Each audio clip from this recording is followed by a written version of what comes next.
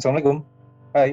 Setelah sebelumnya kita membahas tentang pengertian praaksara dan juga pembabakan masa praaksara secara geologis, sekarang kita lanjut materi kita dengan membahas kelanjutannya. Oke, kita lanjut membahas materi tentang perkembangan kehidupan masyarakat Indonesia pada masa praaksara ini. Setelah sebelumnya kita telah membahas pengertian masa praaksara dan pembabakan masa praaksara, sekarang kita lanjut materinya yang belum selesai kita bahas, yaitu tentang pembabakan secara arkeologis dan juga pembabakan berdasarkan corak kehidupan. Yang pembabakan secara geologis sudah kita bahas pada video sebelumnya. Kita lanjut pembahasan ini. Baik, sebelumnya yang pertama kita bahas tentang pengertian arkeologi dulu. Arkeologi itu terdiri atas dua kata, yaitu archeo dan juga logos. Archeo itu artinya kuno, logos itu artinya ilmu. Jadi, menurut KBBI, arkeologi itu adalah ilmu tentang kehidupan dan kebudayaan zaman kuno berdasarkan benda peninggalannya, seperti patung dan perkakas rumah tangga. Itu menurut KBBI. Jadi, secara umum dapat kita ketahui bahwa arkeologi itu adalah ilmu yang mempelajari manusia beserta kebudayaan-kebudayaan yang terjadi di masa lalu atau masa lampau melalui peninggalannya. Berarti kita mempelajari kebudayaan manusia di masa lampau melalui peninggalan-peninggalannya. Itu secara umum. Kalau secara khusus, ilmu arkeologi itu adalah ilmu yang mempelajari budaya masa silam yang sudah berusia tua, baik pada masa praaksara maupun pada masa sejarah. Itu secara khususnya. Baik, kita lanjut. Berdasarkan ilmu arkeologi itu, masa praaksara itu dapat dibedakan atau dibagi menjadi dua zaman, yaitu yang pertama zaman batu, yang kedua ada zaman logam. Zaman batu ini terbagi atas 4, ada zaman batu tua, ada batu madya, ada zaman batu baru, dan juga ada zaman batu besar. Kalau istilahnya yang pertama itu Paleolitikum, Mesolitikum, Neolitikum, dan juga ada Megalitikum yang terakhir. Lalu setelah zaman batu, dilanjut dengan zaman logam. Zaman logam ini juga terbagi atas 3, yaitu yang pertama tembaga, yang kedua zaman perunggu, yang ketiga zaman besi. Baik, pertama kita bahas dulu tentang zaman batu. Yang pertama itu zaman batu tua, atau diistilahkan dengan Paleolitikum. Zaman batu tua ini berlangsung lebih kurang 600.000 tahun yang lalu. Peralatan yang digunakan pada zaman ini terbuat dari batu yang masih kasar.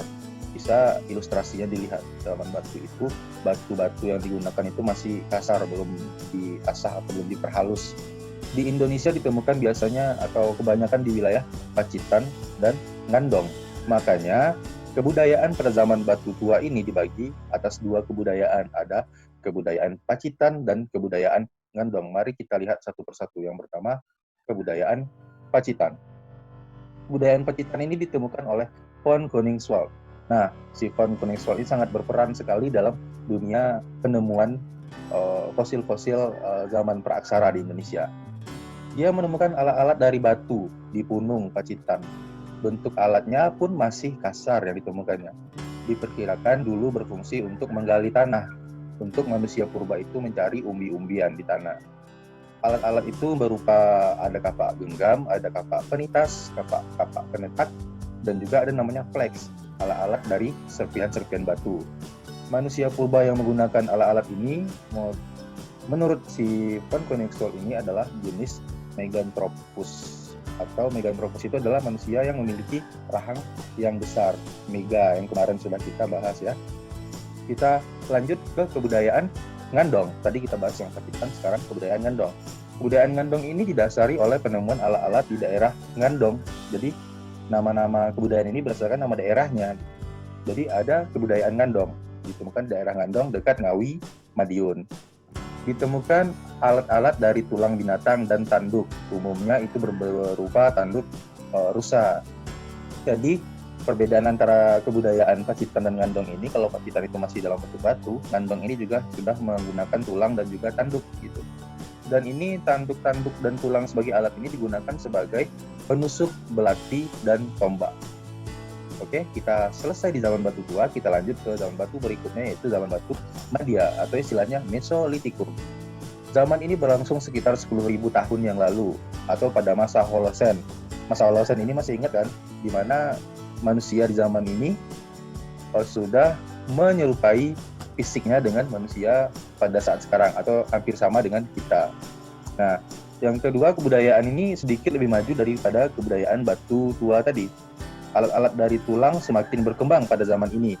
Banyak ditemukan alat-alat itu di sekitar pantai, sungai, dan juga danau. Karena manusia purba umumnya dulu bermukim di daerah tersebut karena mencari sumber makanan dan sumber air, ya kan.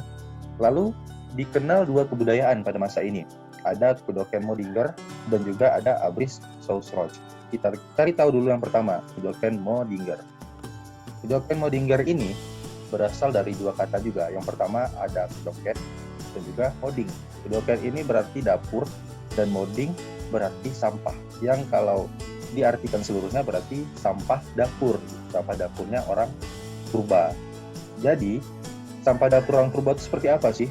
Oh, ternyata sampahnya itu berupa kulit-kulit kerang yang menggunung. Bisa kalian lihat gambarnya di sini. Ini adalah contoh kebudayaan Kedoken Modinger, yaitu sisa-sisa dari sampah dapur manusia zaman praaksara berupa bukit kerang. Bukit kerang ini dinamakan Bukit Kerang Kawal Darat yang ada di daerah Bintan, Kepulauan Riau. Tumpukan kulit kerang yang menggunung ini di dalamnya ditemukan sejenis kapak genggam atau dinamakan dengan pebel. Ini umumnya ditemukan di pantai timur Sumatera. Pebel itu disebut juga sebagai kapak Sumatera karena ditemukan di daerah Sumatera. Kalau ingin kalian melihat lebih jauh lagi tentang bagaimana bentuk dari bukit kerang ini dari dekat, ini gambarnya. Lihat di sini bisa dilihat banyak sekali kulit-kulit kerang yang menggunung dan sudah menjadi fosil di sini ya. Inilah Kedoken Modinger. Kita lanjut ke Abris Sausroch. Abris Sausroch ini merupakan kebudayaan yang ditemukan di dalam gua-gua. Ini manusia purba yang dulunya hidup dalam gua. Ditemukan peralatan dari batu yang sudah diasah dan alat dari tulang dan tanduk di dalam gua tersebut. Ditemukan di gua-gua seperti Besuki, Bojonegoro, dan juga di gua-gua lainnya di Indonesia sangat banyak sekali. Lukisan gua di dalam gua tersebut juga ditemukan di daerah Indonesia Timur. Contohnya di Gua Leang-Leang, Sulawesi Selatan, ditemukan lukisan tapak tangan. Ini gambar guanya dan ini lukisan tapak tangannya. Ini yang lebih jelasnya. Ini Gua Leang-Leang yang ada di Sulawesi tadi, dan ini lukisan telapak tangan yang ada di dalam gua tersebut. Kita lanjut ke zaman batu yang ketiga, yaitu zaman batu baru atau muda. Istilahnya adalah Neolitikum. Pada zaman ini kebudayaan sudah lebih maju daripada zaman-zaman sebelumnya. Pola kehidupan masyarakat pun sudah mulai menetap dan bercocok tanam juga melakukan peternakan. Jadi sudah bertanam dan beternak. Tidak seperti pada zaman sebelumnya yang berburu dan berpindah-pindah tempat. Kalau pada zaman batu baru ini manusia sudah mulai menetap dan bermukim. Karena dia bermukim makanya dia bercocok tanam dan juga beternak. Alat yang digunakan sudah diasah sehingga indah dan halus. Zaman ini ditemukan perhiasan dari batu dan manik-manik. Berarti sudah mulai bisa membuat aksesoris orang zaman batu baru ini. Dan zaman ini pun dibagi menjadi dua kebudayaan. Ada kapak persegi dan juga ada kapak lonjong. Ada kebudayaan kapak persegi dan kapak lonjong. Mari kita lihat pertama kebudayaan kapak persegi atau juga disebut beliung persegi. Ini juga pernah diteliti oleh Van Heijngelderen. Bentuknya mirip dengan cangkul. Coba dilihat, memang mirip dengan cangkul kita pada zaman sekarang kan. Dan ini diperkirakan untuk mengerjakan kegiatan pertanian di sawah. Jadi ini gunanya untuk kegiatan yang ada di sawah gitu. Kapak ini juga dianggap sebagai pusaka atau jimat yang digunakan saat upacara memulai pengerjaan sawah. Oh, selain digunakan untuk pertanian, ini juga merupakan pusaka atau jimat gitu untuk pekerjaan di sawah. Dan juga ada bentuk tertentu yang disimpan sebagai jimat. Kebudayaan ini tersebar di daerah Indonesia bagian barat, meliputi Pulau Sumatera, Jawa, dan Kalimantan. Dan juga di Indonesia Tengah, bahkan sampai ke Maluku. Jadi sangat luas penyebaran dari kebudayaan kapak persegi atau beliung persegi ini. Lalu kita lanjut yang kedua, kebudayaan kapak lonjong. Kapak lonjong ini adalah alat yang terbuat dari batu yang diasah sehingga berbentuk lonjong seperti bulat telur. Ini contoh dari kapak lonjong. Alat ini diberi tangkai dan ujungnya diasah sehingga tajam. Nah, ini juga contoh dari kapak lonjong yang sudah diberi tangkai. Ini dibuat oleh manusia zaman sekarang untuk mencontohkan bagaimana guna dari kapak lonjong ini. Alat ini diperkirakan digunakan untuk perkebunan, misalnya menebang pohon. Jadi orang menebang pohon pakai kapak ini. Kapak lonjong ada yang berukuran kecil, yang dinamakan dengan plain bale, dan ada yang berukuran besar, yang dinamakan dengan Walzein bale. Kebudayaan ini tersebar di Indonesia bagian timur, misalnya itu adalah Irian dan Minahasa. Kita lanjut ke zaman batu yang terakhir, yaitu zaman batu besar yang diistilahkan dengan Megalitikum. Kebudayaan Megalitikum ini berkembang seiring dengan perkembangan kepercayaan manusia purba saat itu. Umumnya kebudayaan itu berupa bangunan batu yang besar-besar ya, dan bangunan ini digunakan umumnya untuk memuja roh nenek moyang dan kekuatan gaib lainnya. Kita lihat hasil dari kebudayaan Megalitikum ini ada apa-apa aja. Yang pertama itu ada menhir.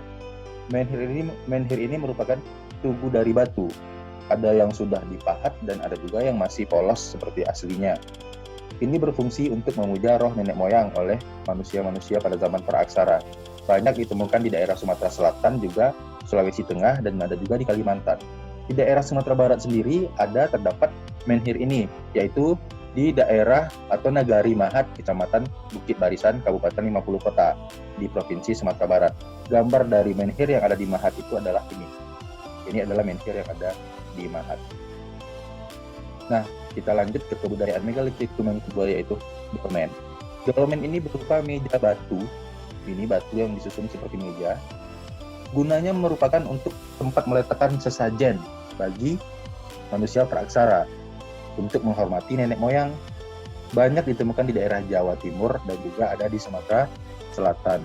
Itulah guna dari dolmen itu. Kita lanjut ke kebudayaan yang ketiga. Hasil kebudayaan Megalitikum yang ketiga itu adalah kubur batu. Kubur batu ini merupakan kotak yang tersusun atas 4 lempengan batu. Jadi ada 4 lempengan batu disusun menjadi kotak, seperti gambar yang ada ini. Ini ditemukan di Jawa Barat dan juga di Sumatera bagian tengah. Gunanya adalah untuk meletakkan mayat, gitu, kubur batu ini. Yang keempat itu ada sarkofagus. Sarkofagus ini juga merupakan tempat meletakkan mayat. Tapi bedanya dengan kubur batu, sarkofagus ini terdiri dari 2 bagian yang mirip dengan lesung gitu. Batu yang satu untuk meletakkan mayat. Kita contohkan dengan gambar yang ini. Batu yang satu ini untuk meletakkan mayat, yang satu lagi untuk menutup mayatnya. Jadi seperti peti mati ya pada zaman sekarang. Bisa dilihat gambar di atas dan gambar di bawahnya. Itulah sarkofagus.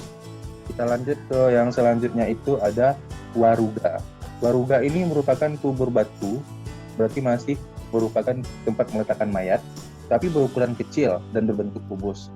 Jadi seperti kotak kubus, dan mayat itu dimasukkan ke dalam, lalu ditutup atasnya dengan batu lagi, dan dapat ditemukan kebudayaan ini di Minahasa, Sulawesi Utara. Contoh waruga itu adalah 2 gambar ini. Kita lanjut ke kebudayaan Megalitikum yang selanjutnya, yaitu punden berundak. Punden berundak ini adalah batu-batu yang disusun-susun bertingkat-tingkat. Jadi seperti piramida. Tahu piramida yang di Mesir kan? Nah, kira-kira punden berundak itu seperti itu. Dia berfungsi sebagai tempat pemujaan, berarti masih tempat pemujaan arwah nenek moyang ya. Peninggalan punden berundak yang cukup luas diperkirakan terdapat di wilayah Jawa Barat, yaitu Gunung Padang. Ini contoh dari punden berundak yang kecil. Ini yang diperkirakan sebagai punden berundak yang terbesar atau yang terluas di Pulau Jawa, yaitu dia sudah berupa gunung dan dinamakan dengan Gunung Padang. Mari kita lihat apa yang ada di gunung tersebut. Nah, inilah yang ada di gunung itu. Sisa-sisa batu yang diperkirakan merupakan susunan-susunan yang disusun menjadi gunung tersebut. Dan sekarang batunya sudah berantakan seperti ini karena mungkin faktor alam, ada yang karena gempa jadi runtuh gitu kan. Jadi diperkirakan Gunung Padang ini adalah punden berundak yang luas gitu. Kita lanjut ke peninggalan yang selanjutnya, yaitu arca batu. Arca batu ini adalah patung yang terbuat dari batu, dapat berbentuk binatang dan juga ada yang berbentuk manusia. Umumnya ditemukan di beberapa daerah di Indonesia seperti Pasemah, di Sumatera Selatan dan juga lembah Bada di Sulawesi Tengah. Ini contoh dari arca pada zaman kebudayaan megalitikum itu. Ada yang berbentuk hewan dan juga ada yang berbentuk manusia. Oke, kita selesai membahas zaman batu. Sekarang kita masuk ke zaman logam. Kita lanjut zaman logam. Jadi pada zaman logam itu, kebudayaan itu dibagi menjadi yang pertama itu adalah zaman tembaga. Baru lanjut ke zaman perunggu. Setelah itu yang terakhir zaman besi. Kita bahas dulu zaman tembaga. Pada zaman ini manusia mulai menggunakan tembaga sebagai bahan pembuat peralatan. Namun di wilayah Asia Tenggara, termasuk di negara kita Indonesia, tidak ditemukan hasil-hasil kebudayaan zaman tembaga ini. Makanya kita tidak membahas secara mendalam tentang zaman tembaga. Kita lanjut saja ke zaman yang kedua adalah zaman perunggu. Pada zaman ini manusia telah menemukan logam campuran yang bersifat lebih keras dari tembaga, yaitu perunggu. Perunggu ini adalah hasil campuran tembaga dan timah. Hasil dari kebudayaan perunggu itu adalah, mari kita lihat yang pertama. Hasil kebudayaan perunggu itu pertama namanya nekara, bukan neraka ya, tapi nekara. Alat semacam nekara ini adalah alat yang berupa tambur besar, jadi mirip tambur yang besar, yang berbentuk seperti dandang terbalik atau ditelungkupkan. Jadi dandang yang ditelungkupkan. Ini banyak ditemukan di daerah Sumatera, Bali, Pulau Sumbawa, Pulau Roti, Pulau Leti, Pulau Selayar, dan juga di Papua. Gambarnya bisa kalian lihat sendiri di layar HP kalian. Selanjutnya ada kebudayaannya adalah moko. Moko ini adalah negara yang lebih kecil daripada yang tadi. Ini banyak dibawa oleh pedagang-pedagang dari daerah Gresik untuk kemudian disebarkan ke daerah lainnya atau ke daerah sendiri, serta juga disebarkan ke Flores dan juga Alor. Ini bentuknya lebih kecil daripada nekara tadi ya. Jadi bentuknya lebih kecil. Itu dinamakan dengan moko. Selanjutnya ada kapak perunggu. Kapak perunggu ini pada umumnya berbentuk hampir sama dengan kapak batu yang pada zaman batu. Tetapi lama-kelamaan mengalami perubahan. Ada yang berbentuk seperti sepatu atau kapak sepatu, dan ada yang berbentuk seperti corong atau kapak corong. Banyak ditemukan di daerah Sumatera, Jawa, Bali, Sulawesi Tengah, dan Sulawesi Selatan. Yang berbentuk seperti corong itu adalah ini contohnya. Dan ini yang berbentuk seperti sepatu. Nah, kita lanjut ke bejana perunggu. Ini adalah hasil kebudayaan pada zaman perunggu yang selanjutnya. Ini berbentuk seperti keranjang yang diikatkan di badan para pencari ikan sebagai tempat meletakkan ikannya. Bentuknya ada yang polos dan ada juga yang dihias dengan pola tertentu. Dan ini banyak ditemukan di daerah Madura dan Sumatera. Gambar dari bejana perunggu itu bisa kalian lihat di sini. Kita lanjut ke kebudayaan yang selanjutnya. Jadi yang selanjutnya itu adalah perhiasan perunggu. Jadi perhiasan dari perunggu. Bentuknya berupa perhiasan dari perunggu seperti gelang tangan, gelang kaki, cincin, dan kalung dengan bandulnya. Pada umumnya memiliki pola hiasan. Banyak ditemukan di daerah Bogor, Malang, Bali, dan Sumatera Utara gitu. Jadi intinya perhiasannya dari perunggu. Gambar perhiasannya bisa dilihat di sisi kanan bawah ini. Kita selanjutnya adalah arca perunggu. Arca perunggu ini ada yang berbentuk orang dan juga ada yang berbentuk binatang, sama seperti arca batu tadi ya. Banyak ditemukan di Bangkinang, Riau. Oh, itu provinsi tetangga kita berarti. Dan juga ada di Lumajang dan juga ada di Bogor. Ini bentuk dari arca perunggu. Ada yang berbentuk hewan dan juga ada yang berbentuk manusia yang terbuat dari bahan perunggu. Itulah hasil kebudayaan pada zaman perunggu salah satunya. Oke, kita sudah selesai membahas zaman batu yang pertama, yang kedua zaman logam, dan yang bukan zaman logam, zaman perunggu, dan yang ketiga kita bahas zaman besi. Kalau pada zaman besi ini, zaman ini merupakan zaman yang terakhir pada masa praaksara, berarti ini yang terakhir. Manusia pada zaman ini telah dapat melebur besi dari biji besi itu, lalu dapat dicairkan dan menuangkan dalam cetakan dan mencetaknya sesuai kebutuhan. Benda peninggalan dari besi sangat jarang ditemukan karena besi itu mudah hancur karena bisa berkarat kan. Jadi benda ini dapat berupa mata kapak, sabit, pisau, cangkul, dan juga ada mata tombak. Banyak ditemukan di Gunung Kidul, Yogyakarta, di Bogor, di Besuki, dan Gunung, Jawa Timur. Masyarakat pada zaman besi ini mengenal dua teknik untuk membuat peralatan dari logam. Jadi pada zaman besi ada dua teknik pencetakan atau untuk membuat peralatan logam ini. Ada yang pertama namanya acire perdue.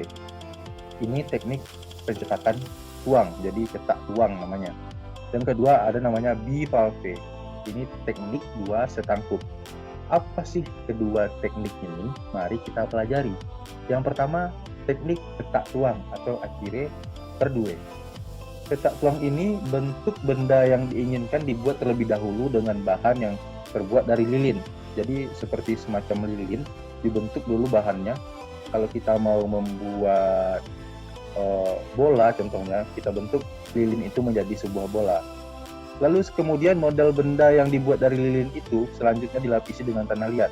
Berarti bola yang sudah kita buat dari lilin tadi, kita lapisi dengan tanah liat. Setelah mengeras, model yang telah dilapisi tanah liat tadi dipanaskan.